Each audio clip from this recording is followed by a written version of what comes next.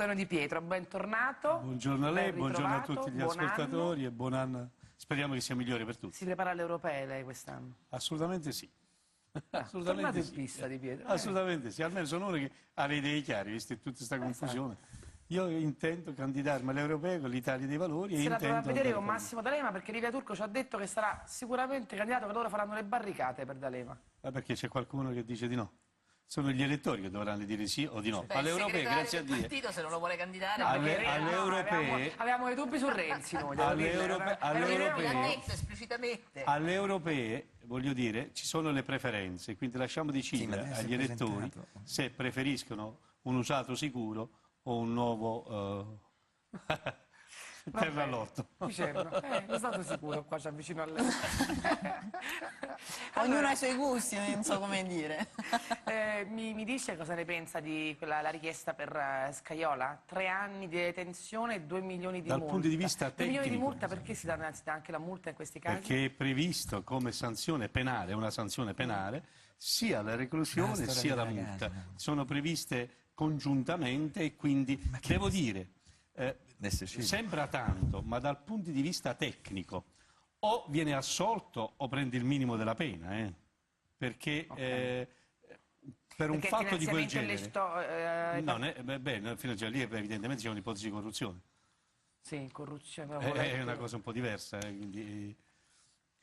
accusato di finanziamento illecito, però dice l'agenzia. Comunque, sia corruzione che finanziamento illecito sono 5 anni la pena edittale, quindi con le riduzioni precise, eccetera, e quant'altro. È normale. È normale. Il problema di fondo è vedere se adesso deciderà il giudice. Ad oggi c'è una richiesta del pubblico ministero. Sentiremo la difesa, sentiremo l'accusa, sentiremo il giudice cosa dirà e quindi prenderemo atto di questo. Allora, bentornata e buon anno anche a Pina Picerno, deputato del Partito Democratico, responsabile giustizia, legalità. No, legalità e mezzogiorno. E mezzogiorno della nuova segreteria di Matteo Renzi. Qual è la differenza? Tra giustizia e legalità, volevo dire. Beh, c'è una differenza, c'è una responsabile giustizia ovviamente che si occupa nello specifico dei temi legati alla giustizia, io mi occupo più del fronte antimafia e mezzogiorno. Era soltanto per spiegare a chi ci ascolta. Prendo atto che il fronte legalità e il fronte giustizia sono due facce, a mio avviso, della stessa medaglia, ma credo che lei mi darà ragione.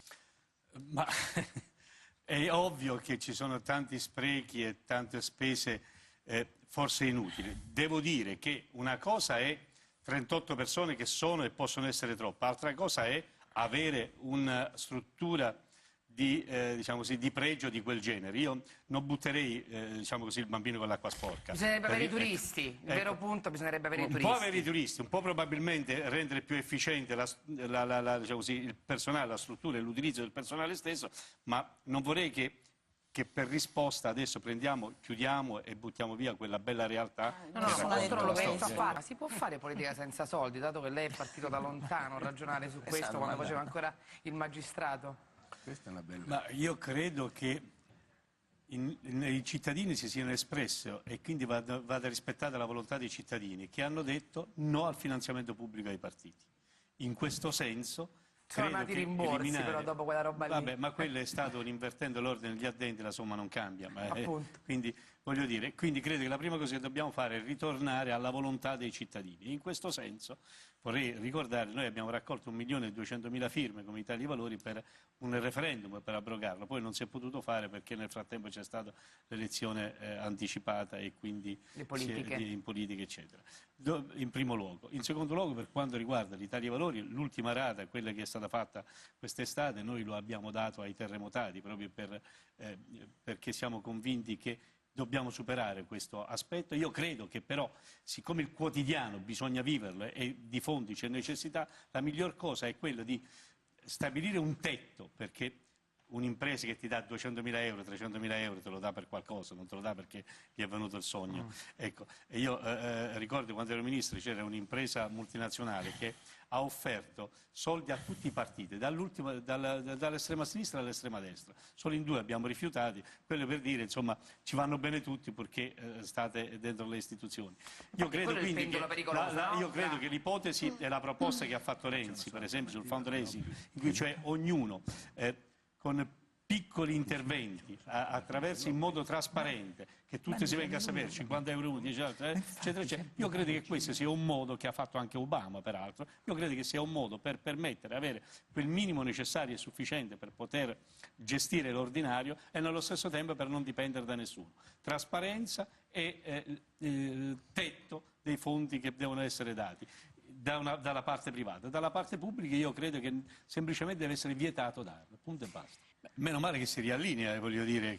Meno male che si riallinea, ma può essere un gioco che va all'infinito? Io personalmente sono dell'idea che in un sistema parlamentare, quando non c'è una maggioranza voluta dal popolo, bisogna tornare dal popolo e rifare le elezioni per avere una maggioranza parlamentare voluta dal popolo. Questa idea che prima si fanno le elezioni e poi si mettono insieme cani e gatti che fino a un minuto prima, fino a durante le elezioni, avevano un programma diverso, una leadership diversa, una squadra diversa, a me non convince assolutamente. Detto questo, però, io ci tengo a dire, a me pare che l'errore che facciamo è quello di criticare gli ultimi arrivati. Se ci troviamo in questa situazione, non ci troviamo per gli ultimi arrivati, e quando parlo degli ultimi arrivati parlo lei non condivide la nostalgia di Meluzzi per la bella DC di una volta? Quando parlo degli ultimi arrivati mi riferisco innanzitutto ai parlamentari di 5 Stelle, che certamente non è colpa loro se le cose non sono andate bene in questi ultimi 40-50 anni.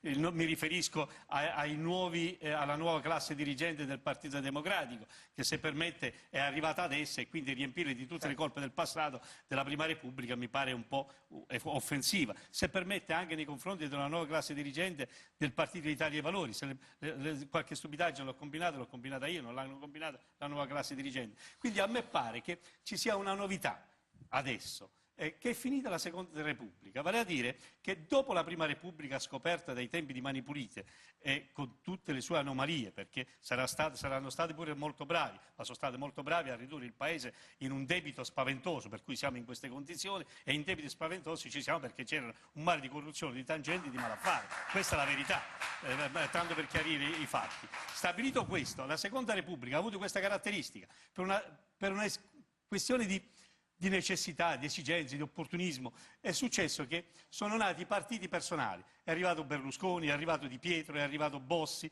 è arrivato Fini, sono arrivati tanti, da ultimo anche il buon Beppe Grillo, eccetera. Credo che sia finito il momento dei personaggi unici che possono portare avanti. Io l'ho capito da parte mia, nel mio piccolo ho fatto un passo indietro e sono tornato a fare il militante. Altri lo hanno capito, Bersani lo ha capito e glielo ha fatto capire 3 milioni, 2 milioni quando sono di primaria.